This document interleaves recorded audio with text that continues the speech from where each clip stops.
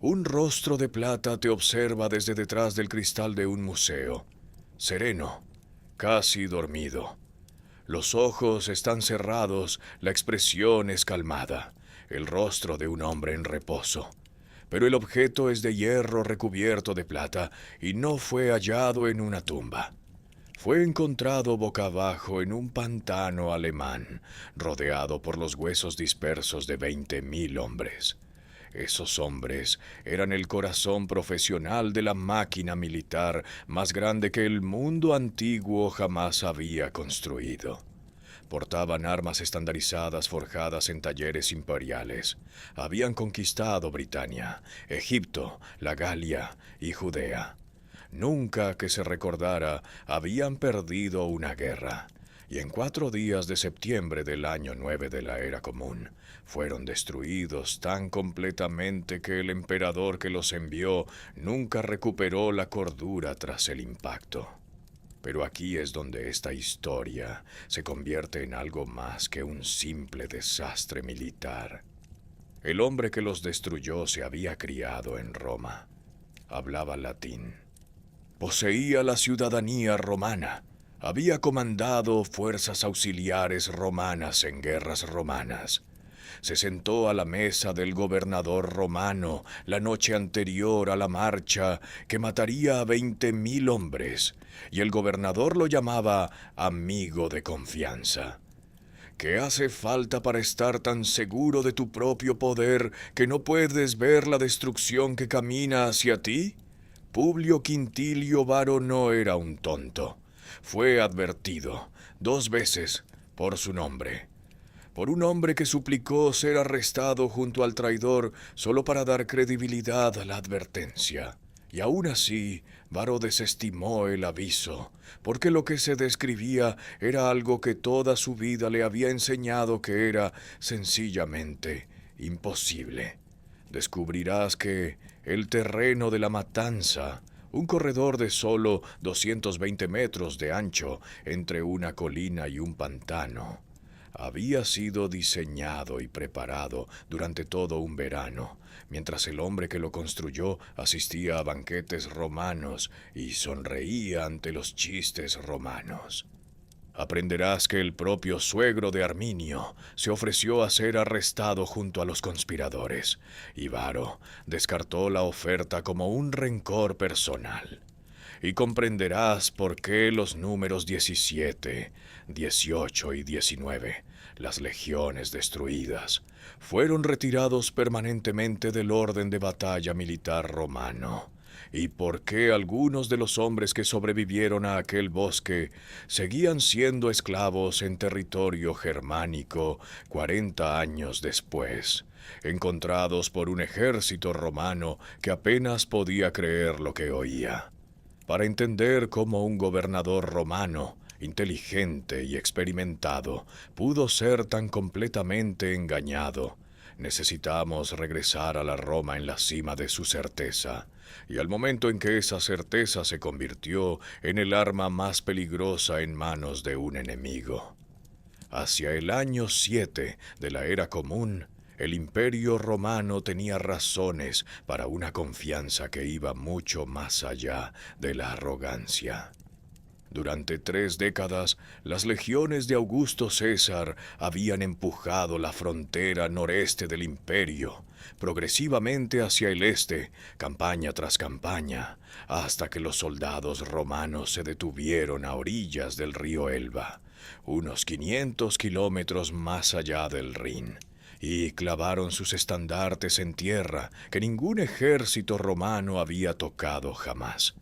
Las tribus de la región habían sido derrotadas, sus jefes se habían sometido, sus hijos habían sido llevados como rehenes a Roma. En los mapas de las oficinas administrativas de Roma, el territorio entre el Rin y el Elba había sido designado como provincia, Germania Magna. No una frontera, no una zona militar, una provincia.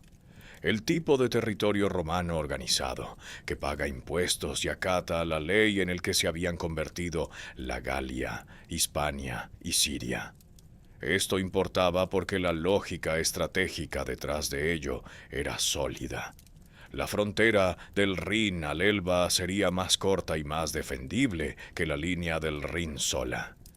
Proporcionaría acceso a la madera, los esclavos y las tierras agrícolas germánicas. Lo más importante, serviría de zona de amortiguamiento para las provincias romanizadas de la Galia frente a lo que yacía más al este. Los emperadores y generales habían estado trabajando para lograr este resultado desde que Julio César cruzó el Rin por primera vez 60 años antes, y bajo el reinado de Augusto parecía estar al alcance de la mano. El arquitecto del empuje final fue el hijastro de Augusto, Tiberio, quien dirigió importantes campañas en los años 4 y 5 de la era común, atravesando territorio germánico con una eficiencia profesional sistemática, sometiendo tribu tras tribu, exigiendo tributo y cumplimiento. En el año 6, Tiberio declaró a Germania pacificada. Se preparó para marchar contra el último poder independiente significativo en la región, Marobodus, rey de los marcomanos en Bohemia, con una fuerza de 12 legiones. Era la fuerza romana más grande jamás reunida para una sola operación en el norte. Entonces todo cambió. Una rebelión masiva estalló en la provincia balcánica de Ilírico, lo que las fuentes romanas llamaron la Gran Revuelta Ilírica, y exigió una respuesta inmediata y abrumadora. Tiberio tuvo que abandonar por completo la campaña contra Marobodus. 8 de las 11 legiones estacionadas en Germania, al este del Rin, fueron transferidas al sur para aplastar la rebelión. En lugar de 12 legiones preparadas para la conquista final, Varo se quedó con 3. 3 legiones para administrar una provincia que se extendía 300 kilómetros al este del Rin. Contenía docenas de comunidades tribales de mentalidad independiente y solo había estado pacificada durante unos pocos años. Pero esto es lo que hacía que esa vulnerabilidad fuera invisible desde Roma. La provincia parecía pacífica. Excavaciones arqueológicas en el siglo XXI han descubierto un asentamiento civil romano de la era de Varo en Valgirmes, en lo que hoy es el centro de Alemania. Un foro romano propiamente dicho, con edificios de piedra, mercados y una estatua ecuestre de bronce dorado de Augusto. Casio Dio, el historiador romano que escribió en el siglo III basándose en fuentes anteriores, confirma que Varo había estado llevando a cabo las etapas finales de una administración colonial completa. Tribunales de justicia, impuestos, registros censales, toda la maquinaria institucional de una provincia romana en funcionamiento. El foro de Waldgirmes es la prueba física de que Roma creía genuinamente que había ganado. La provincia no estaba bajo el filo de la espada, estaba siendo gobernada. Esa creencia específica, material, arqueológicamente confirmada, fue la base de todo lo que siguió. Varo llegó a Germania no como un general que espera la guerra, sino como un administrador que espera rutina. Impondría impuestos, celebraría juicios, gestionaría el censo y entregaría la provincia a quien viniera después. Había hecho exactamente esto antes, en África y en Siria, Judea, y había funcionado en ambas ocasiones. No hubo un fallo de inteligencia táctica en el bosque de Teutoburgo, ni un solo momento de negligencia que pudiera haber sido corregido. Había algo más difícil de arreglar que eso. Todo un marco institucional que había decidido en los niveles más altos que la parte difícil ya había pasado. En medio de esta certeza administrativa, Augusto envió exactamente al hombre equivocado. y en algún lugar de los bosques al este del Rin, exactamente el enemigo adecuado ya estaba esperando. Velleio Patérculo, el historiador romano que conoció personalmente a Publio Quintilio Varo y sirvió en el mismo teatro de operaciones, lo describió como un hombre de carácter suave y disposición tranquila, algo lento de mente y cuerpo, y más acostumbrado al ocio del campamento que al servicio activo en la guerra. Esta es una evaluación diplomática. Casiodío es menos generoso, llamando a Varo un hombre de temperamento suave más que de carácter enérgico y más experimentado en asuntos judiciales que militares. Leídos en conjunto, estos son los retratos de un hombre que fue elegido para el trabajo equivocado en el peor momento posible. Varo nació alrededor de 46 años antes de la era común, en una antigua familia patricia de distinción decadente. Su ascenso a través del sistema político romano fue impulsado no por logros en el campo de batalla, sino por el motor más confiable de la vida pública romana, la proximidad a Augusto. Acompañó al emperador en una gira de 3 años por las provincias orientales cuando tenía 20 años, y la asociación lanzó su carrera. Sirvió como cónsul, uno de los 2 magistrados anuales más altos de Roma, en el año 13 antes de la era común, junto al futuro emperador Tiberio. Gobernó la provincia de África, gobernó Siria y Judea con 4 legiones y desarrolló una reputación en el este por su eficacia administrativa, combinada con un gusto particular por los altos impuestos y la aplicación estricta de la ley. En Judea suprimió una revuelta con notable dureza. Estaba acostumbrado a la autoridad, cómodo con los mecanismos del gobierno romano y totalmente en su elemento en el mundo estructurado, urbanizado y profundamente romanizado del Mediterráneo oriental. Este era precisamente el problema. Siria y Judea eran civilizaciones antiguas con economías basadas en ciudades, jerarquías establecidas y tradiciones administrativas que se remontaban a siglos atrás. Cuando Varo imponía impuestos romanos y leyes romanas en esas provincias, trabajaba con poblaciones que entendían lo que eran los impuestos y la ley, incluso cuando los resentían. Germania era algo completamente distinto. Las confederaciones tribales al este del Rin no tenían ciudades, ni administración centralizada, ni tradición legal escrita, y poseían una cultura guerrera en la que los conceptos romanos de tributo y autoridad judicial no eran simplemente injustos, eran un insulto existencial.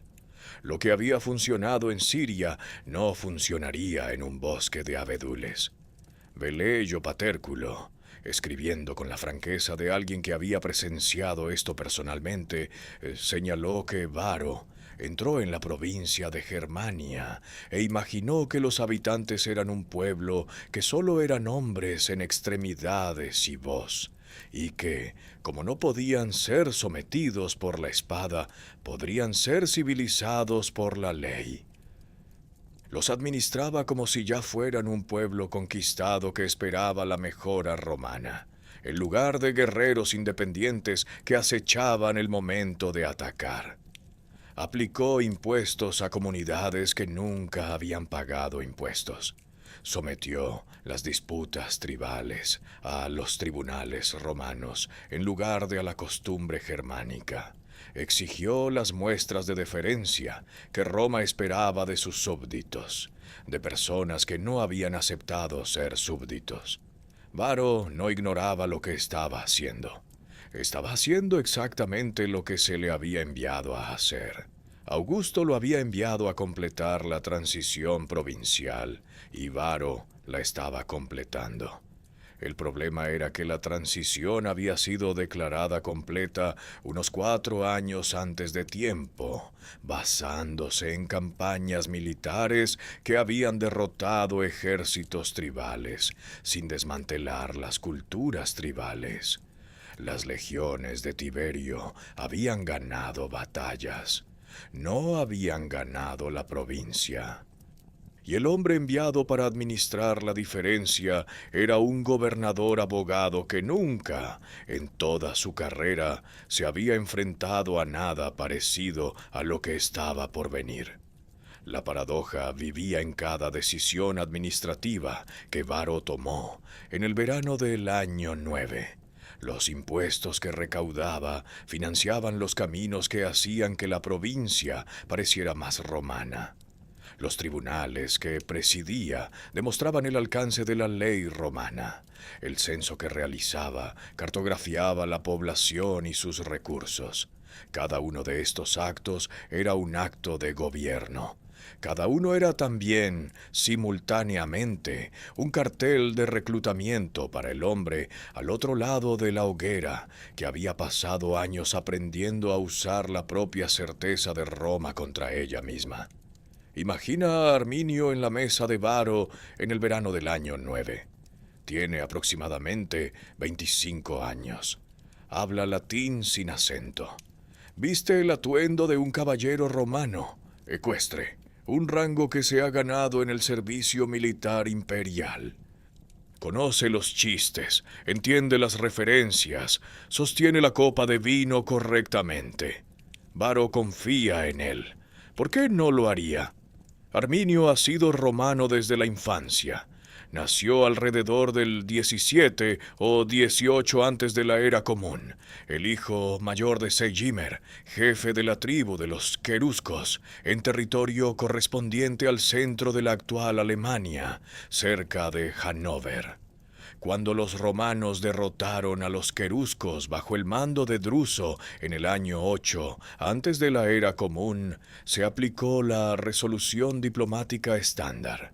Segimer entregó a sus hijos como rehenes de alto estatus. Arminio y su hermano menor Flavus fueron llevados a Roma, criados como aristócratas romanos, educados en el idioma latín y la doctrina militar romana, y finalmente se les concedió la ciudadanía romana y el rango de eques. Ambos hermanos sirvieron en el ejército romano. La mayoría de los historiadores aceptan, aunque la documentación directa es limitada, que sirvieron juntos reprimiendo la gran revuelta ilírica entre los años 7 y 9 de la era común, comandando una cohorte auxiliar querusca y adquiriendo un conocimiento íntimo de cómo operaban las legiones romanas desde dentro. El académico Sean McNally, en análisis citados por múltiples historiadores modernos, sostiene que 2 eventos específicos dieron forma al pensamiento estratégico de Arminio. Una emboscada de los queruscos al general romano Druso en el año 11 antes de la era común, en la que los romanos escaparon solo con gran dificultad tras ser atrapados en un terreno desfavorable, y la posterior victoria de Druso sobre los queruscos en el 8 antes de Cristo, la batalla que convirtió a Arminio en rehén. De estos eventos, escribe McNally, Arminio extrajo lo que se convertiría en su tesis operativa. Los romanos podían ser derrotados, pero solo en una situación donde su flexibilidad táctica y disciplina no pudieran aplicarse. Arminio pasó el resto de su vida diseñando exactamente esa situación. Su hermano Flavus nunca llegó a la misma conclusión. La división fraternal que se abre aquí vale la pena considerarse, porque no es una historia de elección obvia. Ambos hermanos recibieron un trato idéntico en Roma. Ambos sirvieron en las mismas campañas. Ambos tenían el mismo conocimiento de la fuerza y debilidad romanas. Flavus permaneció leal a Roma durante décadas, sirviendo durante todo el conflicto posterior, y Tácito lo registra todavía en el servicio romano años después de Teutoburgo. La elección que hizo Arminio no fue inevitable, fue activa.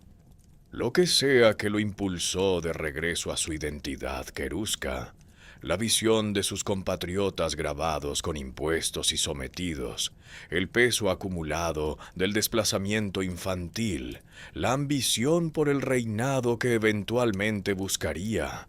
Fue una decisión tomada con pleno conocimiento de lo que ambos caminos implicaban. Eso es lo que lo hace genuinamente peligroso. No un salvaje reaccionando por instinto, sino un aristócrata educado en Roma haciendo una elección estratégica, calculada con pleno entendimiento de los costos. Su nombre germánico original no ha sobrevivido en el registro histórico. Arminio es su nombre romano. La reforma alemana lo transformaría más tarde en Hermann y construiría toda una mitología nacionalista a su alrededor. Lo que los romanos lo llamaron en vida fue el nombre de un caballero romano que, como escribiría Tácito más tarde, fue incuestionablemente el libertador de Germania, un veredicto de un historiador romano sobre el enemigo más devastador de Roma, preservado en el registro histórico con el peso de un respeto genuino, aunque forzado. Para activar la trampa que había estado diseñando durante años, Arminio necesitaba una cosa que aún no tenía: una razón para sacar a 20.000 soldados romanos de la vía militar. Las tribus que Arminio necesitaba unir habían sido enemigas durante generaciones. Los queruscos, los marsos, los chati, los bructerios, los caucos. Estos no eran aliados naturales, competían por territorio, asaltaban los asentamientos de los demás y mantenían enemistades que precedían al contacto romano por siglos. Unirlos en una coalición militar coordinada no fue un desafío diplomático. Fue algo cercano a un milagro de agravio común, y las políticas administrativas de Varo proporcionaron exactamente la materia prima que Arminio requería. Cada impuesto que Varo recaudaba era una conversación que Arminio podía tener. Cada tribunal romano que anulaba la costumbre tribal era un argumento que podía presentar ante un jefe que previamente consideraba a los queruscos sus enemigos y a los romanos simplemente irritantes distantes. El resentimiento que generaba la administración provincial romana no era accidental ni se limitaba a una sola tribu. Era estructural y universal, extendiéndose por cada comunidad al este del Rin que había visto llegar a los administradores romanos con estiletes y libros de contabilidad y la suposición confiada de que todo lo que encuestaban ya pertenecía al imperio. Arminio fue cuidadoso. Mantuvo su actuación de lealtad romana en todo momento. Asistió al campamento de verano de Varo en el río Weser. Se sentó a la mesa del gobernador. Brindó asesoramiento militar. Actuó como el enlace indispensable entre la administración romana y el liderazgo tribal que su posición requería, y al hacerlo, tuvo acceso a cada dimensión de la fuerza, disposición y movimiento planeado de los romanos. Mientras se sentaba en esas cenas, el muro de tierra crecía. Excavaciones arqueológicas en Calcrise, el sitio aceptado ahora por el consenso abrumador de historiadores y arqueólogos como la ubicación de la fase decisiva de la batalla, han confirmado que la emboscada germánica no fue improvisada. El muro, un terraplén de turba y arena compactada, que corre como mínimo 700 metros a lo largo de la ladera norte de la colina de Calcrise, con una empalizada de madera en la parte superior y puertas a intervalos para ataques de salida, fue construido durante meses. La concentración de artefactos militares romanos frente al muro y su ausencia casi total detrás de él cuenta la historia táctica sin palabras. El muro se construyó antes de la batalla, y los soldados romanos murieron contra él sin cruzarlo. Esta construcción tuvo lugar durante el mismo verano en que Arminio cenaba con Varo. Estaba construyendo el terreno de matanza mientras asistía a los banquetes del hombre cuyo ejército moriría allí. Casiodio registra otra dimensión del plan operativo que demuestra su alcance notable. La emboscada en Calcrise no iba a ser el único desastre romano esa mañana. Arminio había preestablecido que las comunidades germánicas en toda la provincia eliminaran simultáneamente a los pequeños destacamentos romanos estacionados entre ellas, soldados asignados para asistir a la administración local, que habían sido posicionados por toda la región como la presencia humana visible de la autoridad romana. Debían ser asesinados bajo una señal coordinada la mañana en que la columna principal marchara. En una sola mañana, cada presencia militar romana en Germania, al este del Rin, sería destruida simultáneamente. Esto no fue un levantamiento tribal. Fue una operación militar coordinada en toda la provincia, planificada y ejecutada con una precisión que reflejaba el entrenamiento del comandante auxiliar. Fergus Bordewich, de la revista Smithsonian, basándose en el registro arqueológico e histórico, señala que la coalición que Arminio reunió representaba aproximadamente a 5 de las más de 50 tribus germánicas de la región. No un levantamiento universal, sino uno suficiente. Las tribus que se unieron lo hicieron porque el agravio común era real y porque Arminio les había dado algo que su guerra tradicional no podía ofrecer: un objetivo específico, un terreno preparado y un hombre que sabía exactamente cómo pensaba el enemigo. A finales del verano, el muro estaba construido. Las tribus estaban en posición. El pretexto de la falsa rebelión estaba listo. Todo lo que Arminio necesitaba era el momento en que Varo confiaría en él una última vez. El desastre tuvo un momento específico en el que pudo haberse detenido. Esto no es una especulación posterior.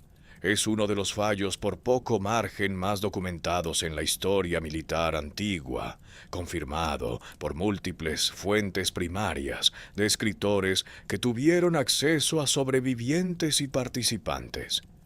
El momento fue una cena.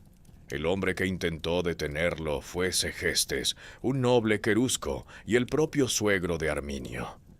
Y la advertencia que dio fue tan explícita, tan completa y tan creíble, que su rechazo por parte de Varo se erige como uno de los fracasos de juicio más consecuentes en el registro antiguo. Segestes era un jefe prorromano que había mantenido su alianza con el imperio consistentemente a través de los años de creciente tensión. Tenía razones tanto de principios como personales para oponerse a Arminio. Creía que la autoridad romana era la base de la estabilidad regional, y despreciaba a su yerno específicamente porque Arminio se había casado con su hija Tusnelda, contra sus deseos explícitos, en lo que equivalía a una fuga. Esa animosidad personal daría más tarde a Varo motivos para desestimar la advertencia. Pero Tácito, en sus anales, registra lo que Segestes dijo realmente, y no fue una acusación vaga motivada por un agravio doméstico. Segestes, según Tácito, instó a Varo a arrestar a Arminio y a los otros jefes, y también a él mismo, lo que significa que Segestes se ofreció a ser puesto bajo arresto junto a los conspiradores, eliminándose a sí mismo de la ecuación por completo. para eliminar cualquier posibilidad de que Varro leyera la advertencia como una manipulación interesada. Pensa en lo que significa esa oferta. Segestes le pedía a Varro que lo detuviera, que lo tratara como una amenaza potencial y lo retirara de la acción, puramente para dar credibilidad a la advertencia. Estaba dispuesto a aceptar el encarcelamiento para evitar una catástrofe que veía venir. Este no es el comportamiento de un hombre que alimenta un rencor personal. Es el comportamiento de un hombre que sabía exactamente lo que estaba a punto de suceder y estaba dispuesto a sacrificar su propia libertad para detenerlo. Velleio Paterculo registra que esta no fue una única advertencia desestimada casualmente. Segestes había intentado frecuentemente antes advertir a Varro, acudiendo a él en múltiples ocasiones durante el verano con el mismo mensaje esencial. Los despidos no fueron una falta de atención accidental, fueron un patrón. Varro se negó a actuar, y los historiadores generalmente han entendido por qué. La trampa psicológica que Arminio había construido era, en su nivel más profundo, no táctica, sino social. Arminio era un ciudadano romano, un caballero, un comandante auxiliar condecorado. Había servido lealmente durante años.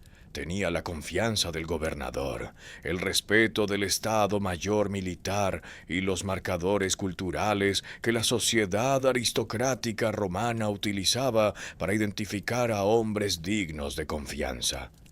Velleio Paterculo, utilizando un lenguaje que nos dice exactamente cómo los romanos procesaron esta traición después, describió a los germanos en general como una raza nacida para la mentira, una caracterización que revela menos sobre los germanos que sobre la psicología romana. Simplemente no era posible, dentro del marco del entendimiento social romano, que un hombre al que Roma había elevado a ciudadano y caballero pudiera liderar lo que los romanos llamaban un levantamiento bárbaro. La categoría no existía. O eras romano o eras bárbaro. Arminio había sido hecho romano, por lo tanto, Arminio no podía estar conspirando. Las advertencias de Segestes, según esta lógica, eran simplemente un malentendido generado por una disputa doméstica. Al amanecer, Arminio se alejaría de la columna con la bendición de Varro. Para reunir refuerzos, dijo. Y Varro nunca lo volvería a ver como un enemigo hasta que las flechas ya estuvieran cayendo. Si te sitúas hoy en Calcrise, el paisaje cuenta la historia sin necesidad de una palabra de explicación. Al sur, el Calcriser Berg se eleva a 157 metros. Su ladera norte cruzada por múltiples arroyos profundos y riachuelos que hacen que el movimiento sea laborioso. Al norte, el Grosses Moor, el gran pantano, se extiende en una impasibilidad plana y anegada que ningún ejército podría cruzar. Entre ellos corre una franja de tierra firme de 220 metros de ancho. Ese es todo el campo de batalla. 220 metros, aproximadamente la longitud de dos campos de fútbol puestos uno tras otro, entre una colina que no podías escalar fácilmente y un pantano que no podías cruzar, con un bosque denso presionando cerca y limitando la visibilidad a una cuestión de decenas de metros en cualquier dirección. El historiador romano Casio Dio describió la zona como llena de montañas, barrancos y bosques impenetrables. Los académicos de Livius.org han señalado que esta descripción es geográficamente inexacta para Calcrise. El sitio es notablemente plano, sin barrancos significativos, y atribuyen la discrepancia a la convención literaria antigua sobre el territorio bárbaro, que típicamente se imaginaba como el borde del mundo civilizado y por lo tanto se retrataba con una geografía apropiadamente salvaje. Lo que el terreno real proporcionaba no era una elevación dramática, sino algo operativamente más devastador. Un embudo natural sin salidas y sin espacio para desplegarse. La doctrina táctica de una legión romana se basaba en la capacidad de formar líneas. Los legionarios se entrenaban obsesivamente para la lucha en formación. Los escudos entrelazados, el avance coordinado, la respuesta disciplinada a las cargas de caballería, la retirada controlada. Todo ello dependía de espacio suficiente para que las formaciones existieran. En el corredor de Calcrise no había tal espacio. Una columna que se extendía de 7 a 8 millas a través de los estrechos no podía comprimirse en formación de combate en ningún punto de su longitud. La vanguardia estaba comprometida, mientras que la retaguardia aún no había entrado en el corredor. El medio no tenía forma de saber qué estaba sucediendo en ninguno de los extremos. El mando centralizado, el sistema nervioso operativo del ejército romano, se volvió funcionalmente imposible. Arminio había seleccionado este terreno con pleno conocimiento de lo que le haría a la doctrina táctica romana. El muro que había construido a lo largo de la ladera norte de la colina, confirmado por la arqueología, con al menos 700 metros de largo y 1,5 metros de alto, con una empalizada de madera reforzando la parte superior y puertas a través de las cuales los guerreros germánicos podían salir, golpear y retirarse. Estaba posicionado para explotar la compresión natural del corredor. Los romanos serían canalizados a su lado sin espacio para flanquear, sin elevación desde la cual asaltar y sin tierra seca al norte. La concentración de artefactos militares romanos descubiertos frente a la posición del muro, con casi nada detrás, es la declaración inequívoca del registro arqueológico sobre lo que sucedió cuando las legiones lo alcanzaron. Luego, considera el clima. Cassiodeo registra las condiciones con un detalle específico que resuena a través de 2000 años.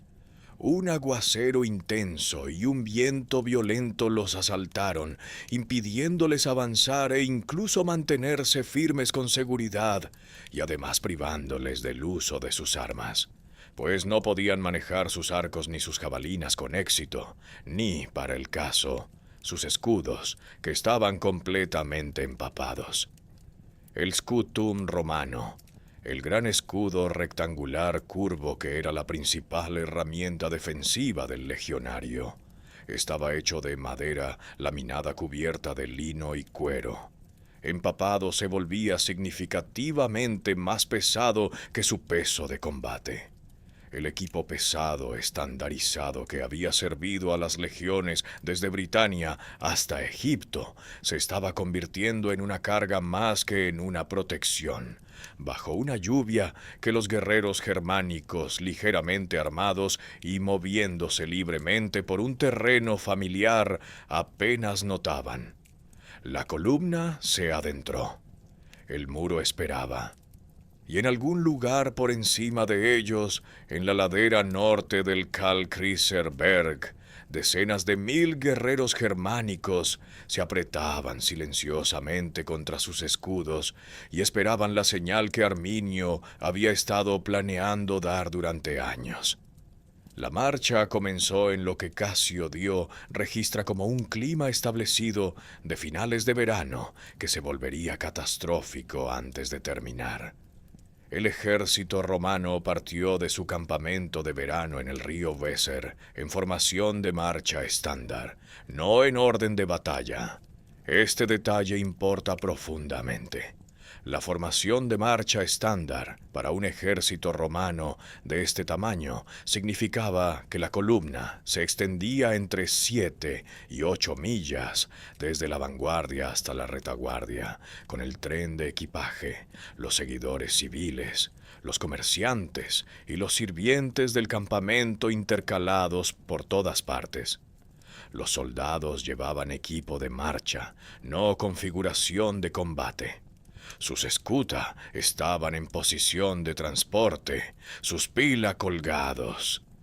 Se estaban moviendo, no luchando. Estaban, por cada señal de comportamiento disponible, regresando a casa para el invierno.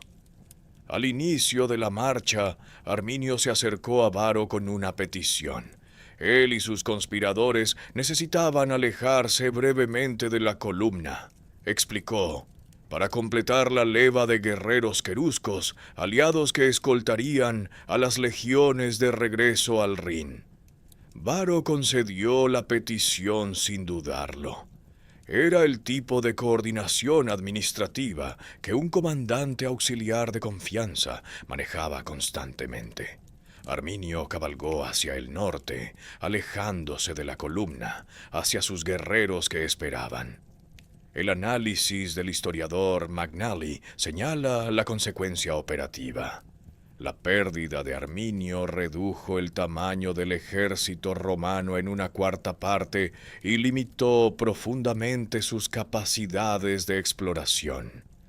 Una cuarta parte de la fuerza efectiva de Varo acababa de alejarse con la bendición del gobernador, llevándose consigo a los hombres que conocían el terreno y los ojos del ejército en el camino por delante. Lo que sucedió después no se limitó a un solo corredor. Cassiodeo registra que Arminio había preestablecido que los soldados romanos estacionados por toda la provincia, pequeños destacamentos asignados para ayudar a las comunidades locales, los capilares humanos de la administración provincial romana, fueran atacados simultáneamente bajo una señal esa mañana. Las guarniciones, los puestos de guardia, los grupos de trabajo dispersos por cientos de kilómetros de territorio supuestamente pacificado, todos sufrieron ataques en las mismas horas en que la columna principal marchaba. Ni uno o dos incidentes aislados que pudieran atribuirse a disturbios locales. Una eliminación simultánea en toda la provincia. En una sola mañana, la presencia administrativa romana al este del Rin dejó de existir efectivamente como una red coherente. Los ataques a la columna principal comenzaron como describe Cassiodeo, con los soldados todavía en modo de marcha, todavía talando árboles y tendiendo puentes sobre arroyos y construyendo caminos sobre la marcha, diseñando una provincia pacífica mientras una emboscada se cerraba sobre ellos desde todas las direcciones. Los guerreros germánicos usaron el bosque como cobertura, golpeando los flancos extendidos de la columna y desapareciendo de nuevo entre los árboles antes de que la disciplina de formación romana pudiera aplicarse. Golpear y retirarse, golpear y retirarse. El método táctico no era original. Era el método que Arminio había identificado años antes como la única forma de derrotar a Roma, y estaba funcionando con una eficiencia brutal. Al anochecer, los legionarios romanos habían hecho lo que su entrenamiento exigía. Construyeron un campamento fortificado. La respuesta disciplinada a cualquier crisis táctica, la expresión física del orden militar romano. Una fosa, un terraplén, un perímetro defensivo. El contorno de este campamento todavía existía 6 años después, cuando otro ejército romano lo encontraría y reconocería lo que representaba. Tácito describe la amplia circunferencia y las medidas de su espacio central del primer campamento, mostrando las labores de 3 legiones, la evidencia arqueológica de soldados profesionales, manteniendo su doctrina bajo presión. Pero el campamento no podía mantenerse indefinidamente, y todos los que estaban dentro lo sabían. Al anochecer del primer día de la marcha, los romanos habían sufrido bajas de un enemigo al que apenas podían ver. Habían perdido el contacto con sus puestos avanzados, dispersos por la provincia, y habían marchado hacia un terreno que se volvía menos familiar y más hostil con cada kilómetro. El hombre que conocía este terreno, el hombre que los había guiado hasta aquí, se había ido. Al anochecer, los romanos habían acampado, pero todo lo que habían construido al este del Rin, cada fuerte, cada puesto, cada guarnición, ya estaba ardiendo. La decisión tomada al amanecer del segundo día lo decía todo sobre cuán rápido se había deteriorado la situación. Los romanos quemaron su equipaje sobrante. Cassiodeo lo registra claramente. Abandonaron o destruyeron la mayoría de sus carros y todo lo demás que no fuera absolutamente necesario. Las mercancías de los comerciantes, las posesiones personales, los registros administrativos de una provincia en funcionamiento, el equipo doméstico de los seguidores del campamento, todo fue entregado al fuego en la gris madrugada. Esto no fue un ajuste logístico, fue una admisión táctica. Un ejército romano que quema su propio equipaje es un ejército que ha aceptado que se encuentra en una retirada de combate, no en una marcha. El registro arqueológico en Calcrise habla directamente de este momento.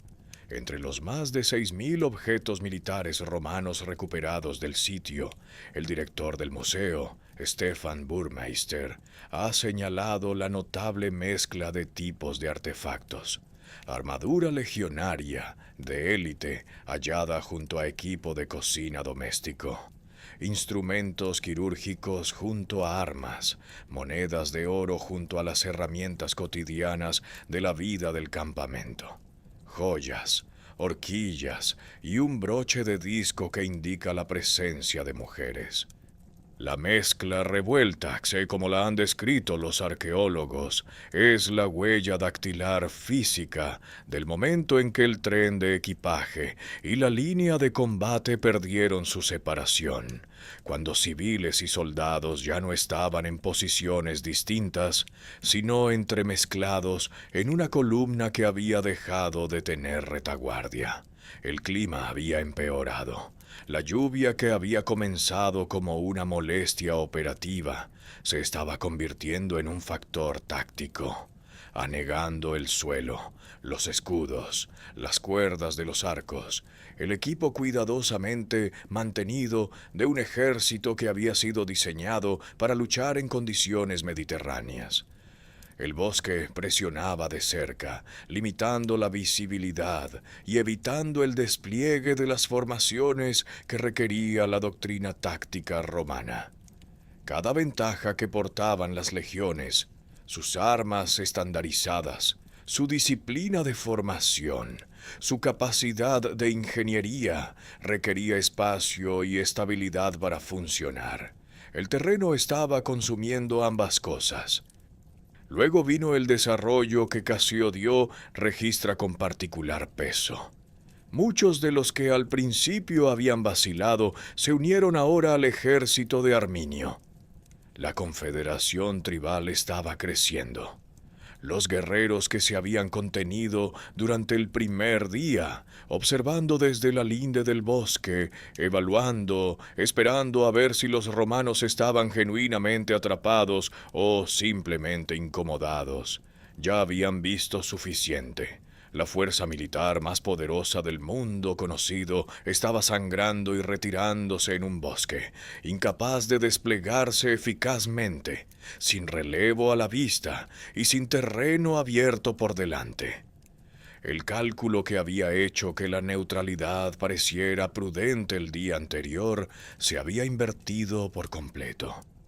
Cada nuevo guerrero que aparecía de entre los árboles se sumaba al peso psicológico sobre la columna romana. El enemigo no era una cantidad fija que pudiera ser agotada y derrotada. Estaba aumentando activamente. El ejército que había salido del campamento ya era más pequeño que el que había partido del Weser. El ejército al que se enfrentaban ya era más grande que el que había golpeado el primer día. Y por delante de ellos esperaban los estrechos donde Arminio, que sabía exactamente lo que encontrarían, ya estaba en posición. Entonces lo vieron. El terraplén de tierra emergió de la línea de árboles en el lado sur del corredor a medida que la columna romana se adentraba más en los estrechos de Calcrise. Corría a lo largo de la ladera de la colina por una distancia que la medición arqueológica ha confirmado en un mínimo de 700 metros, aunque la extensión real pudo ser considerablemente mayor, 1,5 metros de alto, una empalizada de madera reforzando la parte superior. Puertas a intervalos, diseñadas no como puntos de entrada, sino como puertos de salida. Aberturas a través de las cuales los guerreros germánicos podían irrumpir en ataques concentrados, golpear la columna comprimida de abajo y retirarse tras el muro antes de que la disciplina romana pudiera organizar una respuesta. Había estado esperando todo el verano. Los romanos intentaron asaltarlo. La evidencia arqueológica en Calcrise es inequívoca en este punto. La concentración de artefactos militares romanos, espadas, dagas, puntas de jabalina, balas de honda, fragmentos de cascos, piezas de armadura, se amontona frente a la posición del muro y cae drásticamente hasta casi nada detrás de él. Este patrón de distribución es el campo de batalla mismo hablando. Hombres atacaron ese muro por el frente y no lo cruzaron.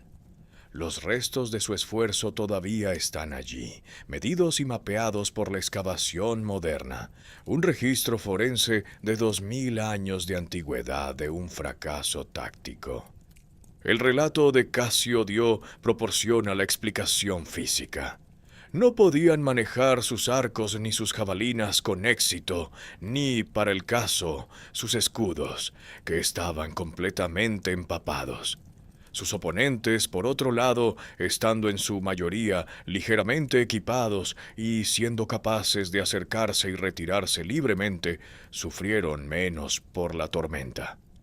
La lluvia que había estado cayendo desde que comenzó la marcha había producido ahora condiciones que desmantelaban sistemáticamente la capacidad táctica romana. Los escuta, esos grandes escudos laminados que eran la principal protección del legionario, habían absorbido agua hasta volverse peligrosamente pesados. Las estimaciones estándar para un scutum seco rondan los 10 kilogramos. Empapado, el peso habría aumentado sustancialmente. Hombres sosteniendo escudos demasiado pesados para levantarlos con eficacia, en una formación demasiado comprimida para un movimiento coordinado, atacando un muro elevado defendido por combatientes que podían retirarse a voluntad, bajo una lluvia que anulaba las armas de proyectil romanas mientras apenas afectaba a las lanzas y hachas germánicas. La geometría táctica era una catástrofe. Lo que emergió de detrás de esas puertas no fueron asaltantes indisciplinados, sino guerreros utilizando el terreno y la fortificación con un propósito operativo evidente. Las puertas permitían un combate controlado, salida, golpe, retirada, que negaba a los romanos la lucha cuerpo a cuerpo sostenida, en la que su entrenamiento y equipo eran superiores. Cada avance romano hacia el muro fue recibido con una resistencia concentrada en las posiciones de las puertas. Cada intento de concentrar fuerza para una brecha fue interrumpido por ataques desde los flancos, donde el bosque proporcionaba cobertura constante. En algún lugar entre los restos de este asalto yace el objeto que ahora se encuentra tras un cristal en el Museo de Calcrise, una máscara facial de hierro recubierta de plata. Originalmente, parte de un casco de desfile de la caballería romana. Fue diseñada para exhibiciones ceremoniales, el tipo de equipo elaborado que un jinete usaba en revistas públicas y ejercicios militares para demostrar la magnificencia del ejército imperial. Fue encontrada en el suelo al norte de la posición del muro, en la zona donde murieron los soldados romanos. Su dueño, casi con seguridad, la usaba para pulir el bronce e impresionar a las multitudes, no para luchar en un corredor boscoso bajo la lluvia. Su presencia en este campo de batalla es el objeto más elocuente de todo el desastre. La magnificencia profesional del ejército imperial, boca abajo en el barro alemán. Los romanos habían construido carreteras por toda Europa. Habían tendido puentes sobre el Rin. Habían construido acueductos que todavía transportan agua 2000 años después. Contra un muro de barro de 1,5 metros, construido por hombres a los que consideraban bárbaros, el mejor ejército del mundo no pudo avanzar ni un solo paso. El cuarto día llegó, con lo que Casiodio registra como una continuación de las tormentas, un aguacero intenso y un viento violento, que había acompañado toda la marcha desde sus primeras horas y que ahora asaltaba a hombres que llevaban 4 días consecutivos, luchando, marchando y muriendo bajo la lluvia. Las 4 fuentes antiguas primarias que describen la batalla, Velleio Patérculo, Casiodio, Tácito y Floro, convergen en lo que sucedió a continuación con una unanimidad que los historiadores consideran excepcional para los relatos antiguos de eventos militares. No hay disputa, no hay una tradición conflictiva. Cada fuente que discute el final de la batalla del bosque de Teutoburgo coincide en que Publio Quintilio Varo, gobernador de Germania y comandante de las legiones 17, 18 y 19 del Imperio Romano, se arrojó sobre su propia espada.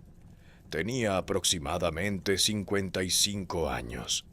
La decisión de suicidarse en lugar de ser capturado no fue cobardía según el entendimiento romano. Fue el último acto disponible de dignidad romana. La captura a manos de las tribus germánicas significaba ejecución ritual, tortura, sacrificio a sus dioses. Los oficiales romanos lo sabían. Los relatos de lo que les sucedió a los soldados capturados, que surgirían en los años siguientes a medida que los sobrevivientes contaban sus historias y los ejércitos romanos eventualmente recuperaban el campo de batalla, dejaban clara la alternativa al suicidio. Varo eligió la forma de su propia muerte en lugar de entregarla a sus captores. Los oficiales a su alrededor tomaron la misma decisión. Las fuentes registran que muchos de sus comandantes superiores lo siguieron en el suicidio, arrojándose sobre sus espadas en el resto colapsado de lo que había sido la organización militar más profesional del mundo antiguo. Un oficial tomó una decisión diferente. Velleio Patérculo, quien conoció al hombre y registró su juicio con un desprecio no disimulado. Documenta que Vala Numonio, lugarteniente de Varo y oficial superior de caballería del ejército, dio un ejemplo temible al abandonar a la infantería. Intentó cabalgar hacia el Rin con la caballería, abandonando a los soldados de a pie a su suerte. Patérculo no suaviza esta evaluación. Fue una deserción, documentada por nombre en el primer relato histórico serio que se escribió del desastre. Numonio no alcanzó la seguridad. Murió en el intento. Las fuerzas germánicas encontraron el cuerpo de Varo. Había sido parcialmente quemado. Los romanos habían intentado negar a sus enemigos el trofeo de los restos del gobernador. Una cortesía militar hacia los muertos que los vivos aún tenían la organización suficiente para realizar. La quema no impidió lo que vino después. Velleio Patérculo registra que el enemigo mutiló el cuerpo medio quemado de Varo. Su cabeza fue cortada. Arminio la envió al este a Marobodus, rey de los marcomanos, como gesto diplomático y oferta de alianza militar contra Roma. Era la carta de presentación más poderosa posible. Los restos físicos de la autoridad de Roma en Germania, empaquetados como un regalo. Marobodus rechazó la alianza. Envió la cabeza de Varo a Roma. Augusto, quien había enviado a Varo a Germania, quien había respaldado el nombramiento, quien cargaba con una parte de la responsabilidad institucional por el desastre, hizo que la cabeza fuera sepultada en el mausoleo de la familia imperial, a pesar de cualquier furia privada que dirigiera hacia el hombre que había perdido 20.000 soldados, lo enterró con la dignidad de la familia. El comandante estaba muerto. Su cabeza viajaba hacia el este por el mundo germánico. Y en algún lugar del bosque, 15.000 hombres todavía intentaban encontrar una salida. Lo que quedaba de las 3 legiones tras la muerte de Varo ya no era un ejército en ningún sentido funcional. Era una masa de soldados supervivientes, sin un mando centralizado, en un terreno hostil por el que no sabían navegar, rodeados por una fuerza enemiga cuyo número había crecido durante el enfrentamiento, sin relevo a la vista y sin una ruta hacia la seguridad que pudieran identificar con certeza. Velleio Patérculo registra el resultado sin ambajes. Exterminados casi hasta el último hombre, por el mismo enemigo al que siempre habían degollado como si fuera ganado. Unos pocos escaparon. Las fuentes lo confirman, específicamente porque esos sobrevivientes llevaron la noticia a Roma. El primer conocimiento que Augusto recibió del desastre vino de hombres que habían logrado cruzar de vuelta el Rin, hombres cuyo testimonio informaría cada relato histórico posterior. Su escape fue excepcional en lugar de representativo. Para la mayoría de los 20.000, los resultados se documentaron en los años siguientes. Muertos en el colapso final, capturados y esclavizados o sacrificados a los dioses germánicos. Tácito registra que los oficiales romanos capturados fueron ejecutados en los altares que los soldados romanos encontrarían todavía en pie en el bosque cuando regresaron 6 años después. El historiador Floro, escribiendo aproximadamente 150 años después de los eventos, describe escenas de particular brutalidad. Ojos arrancados, manos cortadas, con la intensidad retórica característica de su estilo. Estos detalles deben entenderse como propios de Floro, cuyo relato está marcado por la amplificación dramática, más que como hechos históricos corroborados compartidos por todas las fuentes. Un acto de resistencia dentro del colapso merece un registro específico. Un fuerte romano en la región, la mayoría de los historiadores lo identifican como Aliso, probablemente ubicado en la actual Haltern am See, resistió bajo asedio durante un periodo prolongado tras la destrucción del ejército principal. Veleyo Patérculo nombra y alaba específicamente a su comandante, Lucio Sedicio, prefecto del campamento, quien mantuvo una defensa decidida contra lo que Patérculo describe como una fuerza inmensa de germanos.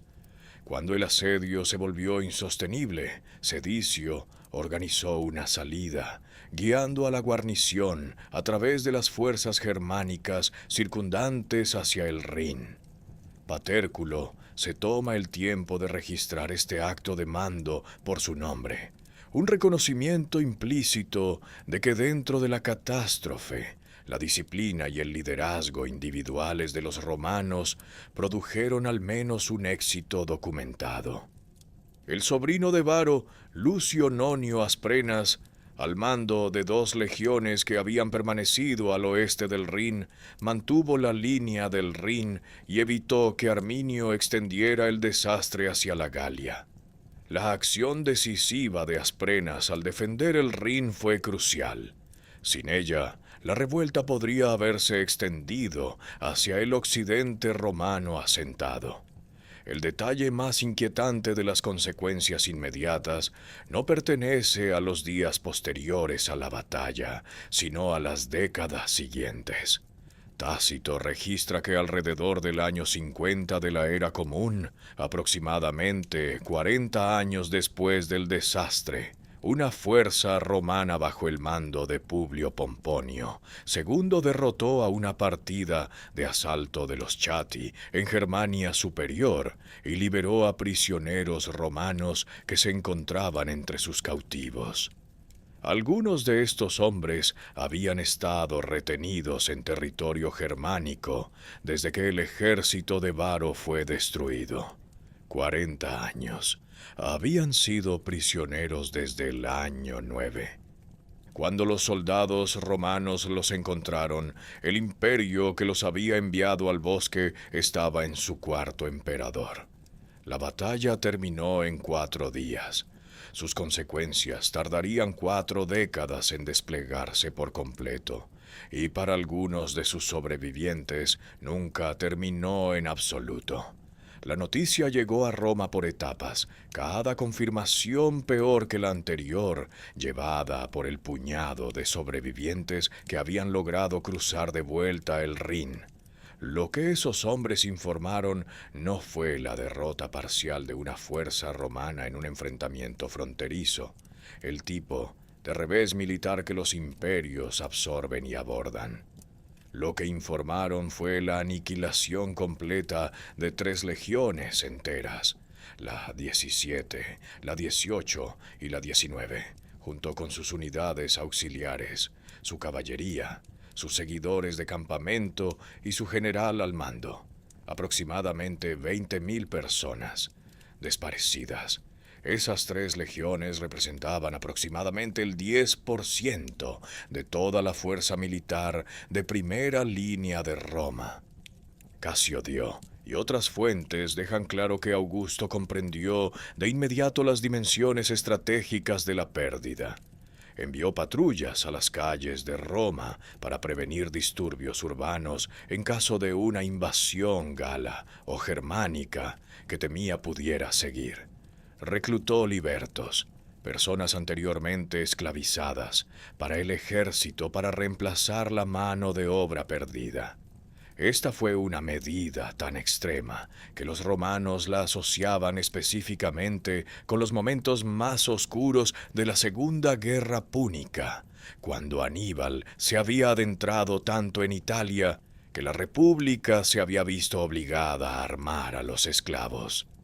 La Roma de Augusto no era una república en su límite existencial, era la potencia dominante del mundo conocido, y estaba armando a libertos porque acababa de perder una 10ª parte de su ejército en un bosque alemán. Suetonio registra la respuesta personal de Augusto en un pasaje que se ha convertido en la reacción más famosa a una derrota militar en el registro antiguo. El emperador, escribe Suetonio, estaba tan conmocionado por el desastre que dejó crecer el pelo de su cabeza y su barba durante varios meses y golpeaba su cabeza contra el marco de la puerta gritando: «Quintilio Varo, devuélveme mis legiones». Y desde entonces observó el aniversario de esta calamidad como un día de dolor y luto. Se conserva el original en latín: Quintili Vare, legiones rede. Augusto tenía 72 años. Había estado construyendo y gestionando el imperio durante 40 años. Había terminado con guerras civiles, sobrevivido a conspiraciones, establecido instituciones que perdurarían durante siglos. No se había encontrado con nada como esto. Los 3 números de las legiones destruidas, 17, 18 y 19, fueron retirados permanentemente del orden de batalla militar romano. Esto no era una práctica estándar. Las legiones que habían sido derrotadas antes habían visto eventualmente sus números reutilizados, tratándose su desgracia como temporal. Las 3 legiones de Varo fueron tratadas de manera diferente. Sus números se consideraron malditos, llevando consigo la mancha del desastre militar más completo en una generación. Ninguna legión romana volvió a llevar las designaciones 17, 18 o 19. 2000 años después, esos números siguen ausentes del registro histórico de la organización militar romana, un vacío permanente que marca la forma de lo que se perdió. A pesar de la furia que Augusto sentía hacia el hombre que había comandado este desastre, Suetonio registra que enterró la cabeza de Varo, de vuelta por Marobodus, con total dignidad en el mausoleo de la familia imperial. La búsqueda de chivos expiatorios, señalando a Varo como responsable personal, vendría más tarde, bajo Tiberio. Bajo el propio Augusto, el ajuste de cuentas fue más complejo. Él había enviado a Varo. Tiberio había declarado la provincia pacificada.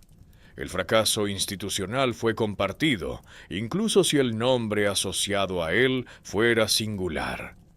Augusto había pasado 40 años construyendo la máquina militar más poderosa de la historia humana. En 4 días de septiembre descubrió lo que ésta no podía hacer. 6 años después, un ejército romano regresó. En el año 15 de la era común, el general Germánico, sobrino del emperador Tiberio, hijo adoptivo de Augusto, el comandante romano más célebre de su generación, dirigió una campaña en territorio germánico, como parte del esfuerzo sostenido de Roma para vengar el desastre y recuperar lo perdido. Envió a uno de sus comandantes subordinados, Lucio Estertinio, por delante con una columna móvil al territorio de los bructerios. Mientras los bructerios quemaban sus propias posesiones ante el avance romano, los soldados de Estertinio encontraron algo entre la destrucción. Tácito lo registra: el estandarte del águila de la 19ª legión, perdida con Varo 6 años antes. Fue la primera de las 3 águilas sagradas en volver a casa. Luego Germánico marchó hacia el propio campo de batalla. El relato de Tácito sobre lo que encontró su ejército es uno de los pasajes más devastadores de la historiografía antigua. El ejército se movió a través de lo que Tácito describe como lugares tristes, mutilados en su aspecto y en su memoria. Encontraron el primer campamento de Varo, su amplio perímetro y su interior medido todavía legibles en el paisaje tras 6 años. Encontraron el campamento secundario medio en ruinas, su fosa más superficial y su terraplén colapsado, mostrando dónde un remanente desesperado y menguante había intentado establecer una posición defensiva final. Luego encontraron el campo. En el centro del terreno de matanza, registra Tácito, estaban los huesos blanqueados de hombres, tal como habían huido o resistido, esparcidos por todas partes o apilados en montones. Los huesos dispersos marcaban donde los hombres habían corrido. Los huesos amontonados marcaban donde los hombres habían resistido y luchado y muerto en su lugar. Tras 6 años de exposición, los huesos habían sido moldados por los elementos. Armas astilladas yacían a su alrededor, fragmentos de extremidades de caballos, y luego, Tácito afirma esto sin rodeos, cabezas humanas, clavadas de forma prominente en los troncos de los árboles. En las arboledas cercanas, altares. Los altares donde, según aquellos que habían sobrevivido al desastre y ahora caminaban entre sus restos con el ejército de Germánico, los oficiales romanos y los centuriones superiores habían sido sacrificados. Había sobrevivientes presentes. Esto es crucial para entender el peso probatorio del relato de Tácito. Hombres que habían escapado del desastre en el año 9 caminaban por el campo de batalla con el ejército, señalando ubicaciones específicas. Aquí cayeron los legados. Allí fueron tomadas las águilas. Aquí fue donde Varo recibió su primera herida. Allí fue donde murió. Señalaron la plataforma elevada desde la cual Arminio se había dirigido a sus guerreros tras la batalla. Mostraron las horcas donde los prisioneros habían sido colgados. Los altares no eran un recurso literario, eran estructuras físicas todavía en pie, señaladas por hombres que habían visto lo que sucedió en ellos. El propio Germánico colocó el primer tepe del túmulo funerario para los muertos, un acto personal de luto que Tácito registra con aprobación evidente. El ejército enterró lo que pudo encontrar, sin poder identificar la mayoría de los restos. Tácito escribe que los soldados enterraron cada hueso que encontraban, mirando a todos como parientes y de su propia sangre. Enterraron todo como familia. Tiberio, el emperador, prohibió posteriormente el entierro, ya fuera por celos de la gloria que Germánico estaba adquiriendo, como sugiere Tácito, o porque Tiberio creía genuinamente que la visión de los muertos en masa desmoralizaría a los futuros soldados romanos. La prohibición llegó demasiado tarde para el túmulo que Germánico ya había comenzado. No podía deshacer lo que el ejército había visto. Germánico enterró lo que pudo encontrar. No podía devolverle sus nombres a los muertos. No podía restaurar la certeza de Roma de que Germania podía ser gobernada. Lo que pudo darles fue el reconocimiento de que alguien había regresado. Para entender por qué 3 estandartes militares dorados consumieron décadas de atención estratégica romana y ocuparon las campañas de 3 emperadores, es necesario entender lo que un águila legionaria no era. No era un trofeo. No era una bandera de regimiento en el sentido moderno.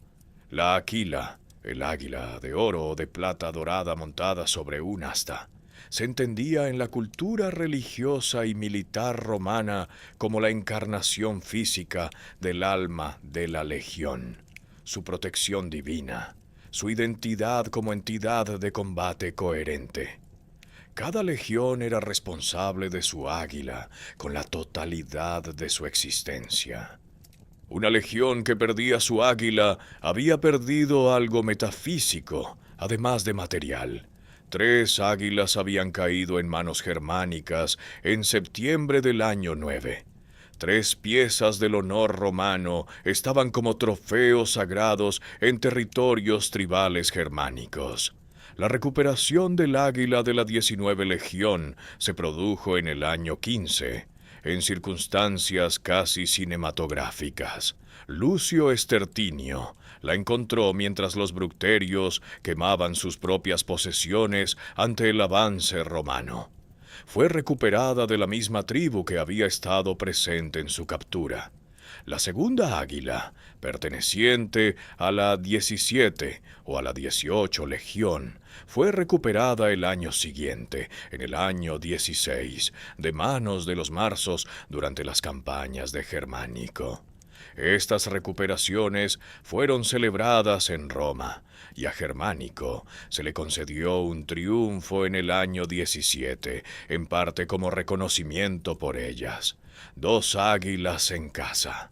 La tercera águila esperó más tiempo, significativamente más tiempo. Permaneció en posesión de los Caucos durante un total de 32 años. El águila final no fue recuperada hasta el año 41 de la era común, durante el reinado del emperador Claudio, nieto de Augusto, un hombre que era un niño cuando ocurrió el desastre, por un general llamado Publio Gavinio. El águila había pasado 32 años como un objeto sagrado germánico. Donde se colocaron finalmente las águilas recuperadas, la mayoría de los historiadores creen que fue en el templo de Marte Vengador, Mars Ultor, en el foro de Augusto. Habría sido el destino apropiado. Augusto había prometido el templo durante las guerras civiles. Los símbolos recuperados de la derrota más humillante del imperio habrían encontrado su hogar lógico en el santuario del dios de la venganza militar. Tácito preserva un detalle más de este periodo que el esquema de la historia militar suele oscurecer. Durante las campañas de Germánico, en los años 15 y 16, ocurrió una escena a orillas del río Weser que parece casi demasiado dramática para ser real, excepto porque Tácito la registró. Arminio y su hermano Flavus estaban acampados en lados opuestos del río, en ejércitos opuestos. Se gritaron el uno al otro a través del agua. Tácito registra fragmentos del intercambio. Flavus hablando de las recompensas y honores romanos, Arminio de la libertad germánica y la costumbre ancestral, la misma infancia, la misma educación romana, el mismo conocimiento de ambos mundos, y el río Weser corriendo entre ellos, cada hombre incapaz de cruzar hacia el otro. El argumento terminó sin resolución, como el propio río exigía. Es el centro humano de toda la historia. Roma recuperó sus águilas. Lo que nunca recuperó fue su certeza de que Germania podía ser conquistada. Hacia el año 16 de la era común, Germánico había logrado resultados que Tácito describió como cercanos a ser decisivos. Había derrotado a Arminio en 2 batallas a campo abierto. Había recuperado 2 de las 3 águilas. Había penetrado profundamente en territorio germánico y demostrado que los ejércitos romanos podían operar allí. Según la evaluación de Tácito, una temporada de campaña más habría terminado la guerra. Tiberio lo retiró de todos modos. La decisión del emperador ha sido evaluada por los historiadores modernos principalmente en términos de su lógica estratégica, y esa lógica es difícil de refutar. El Rin era una mejor línea defensiva que el Elba. La ocupación permanente de los vastos territorios boscosos entre los 2 ríos requeriría un compromiso militar que el imperio no podría sostener indefinidamente contra una población que ya había demostrado su voluntad de absorber pérdidas enormes en pos de la independencia. El rendimiento económico de tal ocupación no justificaba el costo. Tiberio estaba haciendo un cálculo que Augusto no había podido hacer, que no todo territorio que vale la pena derrotar vale la pena retenerlo. El Rin se convirtió en la frontera occidental permanente del Imperio Romano. A lo largo del siglo siguiente, la infraestructura militar construida para defender esa línea se transformó en algo que sobrevivió al propio imperio. Las ciudades de guarnición se convirtieron en ciudades modernas. Colonia se convirtió en Colonia. Moguntiacum en Maguncia. Argentoratum en Estrasburgo. Augusta Vindelicorum en Augsburgo. Estas no fueron planeadas como ciudades, sino como bases militares. Se convirtieron en ciudades porque la gente se asentó alrededor de la infraestructura militar, porque el comercio sigue a la seguridad. La frontera que Roma construyó para contener lo que Arminio había protegido es ahora la columna vertebral urbana de Europa Central. El propio Arminio no vivió para ver nada de esto. Tácito registra su muerte en el año 21 de la Era Común. Fue asesinado por miembros de su propia tribu, probablemente familiares que temían su creciente ambición por un reinado germánico que las tribus no estaban dispuestas a concederle. El hombre que se había negado a ser gobernado por Roma fue asesinado por el pueblo al que había liberado antes de que aceptaran su gobierno. Tenía aproximadamente 37 años. Peter Wells, el arqueólogo y autor de La batalla que detuvo a Roma, ofrece lo que muchos historiadores consideran el resumen más preciso de la consecuencia a largo plazo de la batalla. Condujo a la creación de una frontera militarizada en medio de Europa, que perduró durante 400 años, y creó un límite entre las culturas germánicas y latinas que duró 2000 años. El territorio al oeste del Rin sufrió siglos de romanización. Sus habitantes terminaron hablando lenguas descendientes del latín. El territorio al este del Rin no.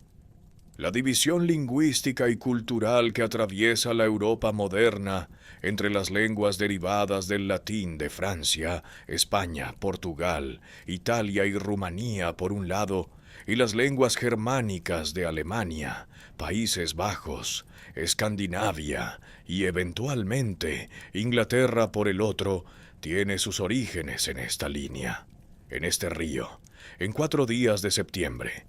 Arminio había detenido a Roma en el Rin. Al hacerlo había trazado una línea a través de Europa que definiría sus idiomas, sus culturas, sus guerras y sus naciones durante los siguientes 2000 años. He aquí una consecuencia que la historia militar estándar de Teutoburgo rara vez se detiene a examinar, pero que el académico Jona Lendering ha articulado con particular fuerza. Si Roma hubiera retenido y romanizado el territorio entre el Rin y el Elba, las tribus del Mar del Norte, conocidas más tarde como anglos y sajones, habrían sido absorbidas por el mundo romano de habla latina. Su idioma, la lengua germánica que eventualmente se convertiría en la base del inglés, habría sido reemplazado por el latín o habría sobrevivido como un dialecto regional marginal.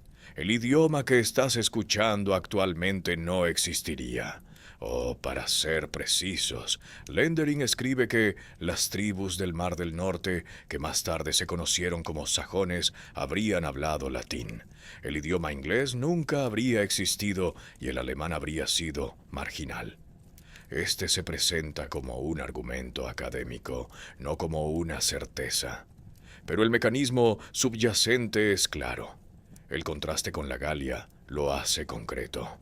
Al oeste del Rin, la conquista romana condujo a un proceso de romanización tan profundo que las lenguas celtas locales desaparecieron y fueron reemplazadas por el latín, el ancestro del francés moderno.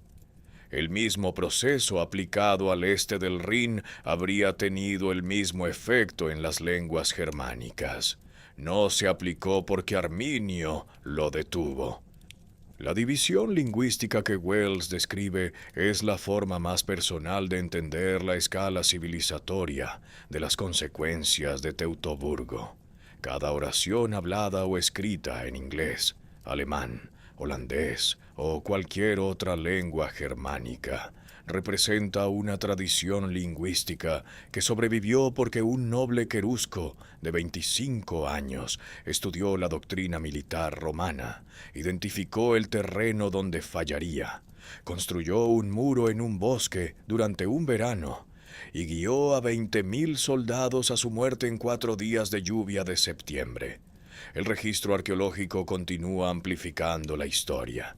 El museo, un Park Kalkriese, es todavía un sitio de excavación activo.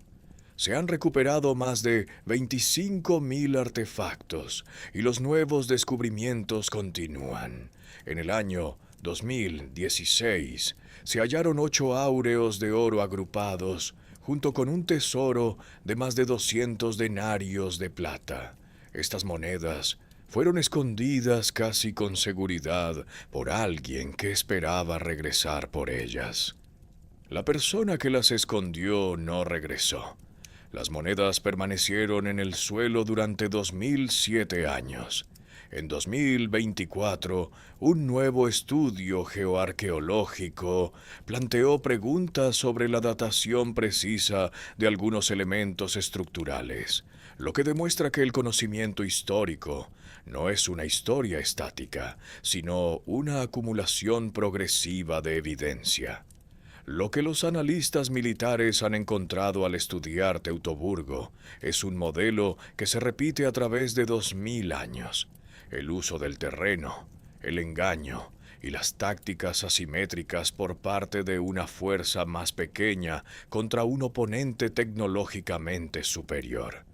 Las tácticas que destruyeron a las legiones de Varo, canalizar a una fuerza superior hacia un terreno que niega sus ventajas, usar posiciones preconstruidas, coordinar ataques simultáneos, no son curiosidades antiguas. Se reconocen en el análisis militar moderno como principios fundamentales de la guerra irregular. Velleio Paterculo ofreció un veredicto que 20 siglos de análisis posterior no han mejorado sustancialmente. El ejército de Roma fue exterminado casi hasta el último hombre por el mismo enemigo al que siempre habían degollado como si fuera ganado. La precisión de esa frase es lo que le otorga su fuerza perdurable, no por una fuerza superior, no por una innovación tecnológica, por el enemigo que siempre habían degollado como ganado, con una variable cambiada, el conocimiento llevado en la mente de un hombre, de exactamente por dónde se rompería la máquina. El Hermannsdenkmal, el monumento a Arminio o Hermann, se alza en una colina cerca de Detmold y se completó en el año 1875. El mismo año en que el imperio alemán recién unificado se consolidó bajo el Kaiser Guillermo I. Es la estatua más alta de Alemania, una figura de cobre de Arminio, con armadura romana, con la espada levantada hacia Francia. El monumento no tiene casi nada que ver con el Arminio histórico. Tiene todo que ver con lo que el nacionalismo alemán del siglo XIX necesitaba de una historia antigua. Esta es la segunda vida de Teutoburgo. Arminio se convirtió en Hermann. La batalla se convirtió en un momento fundacional nacional. El Arminio real, el ciudadano romano de 25 años que eligió la libertad germánica sobre la preferencia romana y que fue asesinado por su propia tribu, no tenía interés en el nacionalismo alemán. Ese concepto no existiría hasta 18 siglos después. Él luchaba por los queruscos, por el derecho de su pueblo a vivir según sus propias costumbres. Esa intención específica y local ha sido oscurecida por el monumento y el mito. Las excavaciones en Kalkriese son un contramonumento propio, no fijo, no simbólico, no terminado.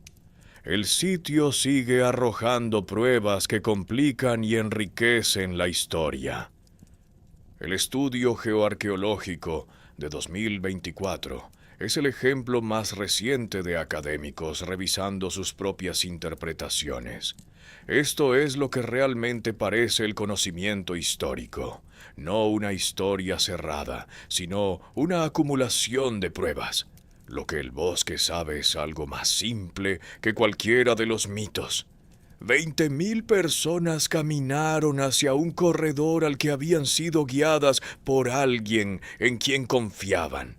No pudieron desplegar su entrenamiento, no pudieron usar su equipo.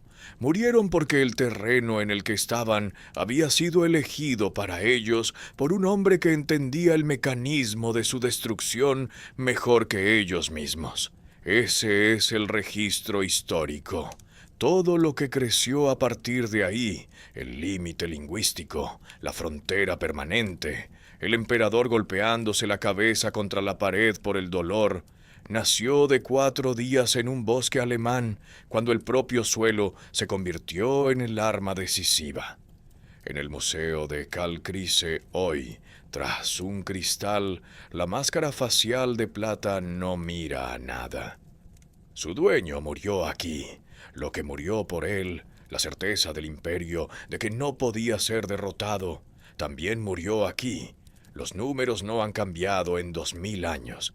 Aproximadamente 20.000 soldados romanos entraron al bosque.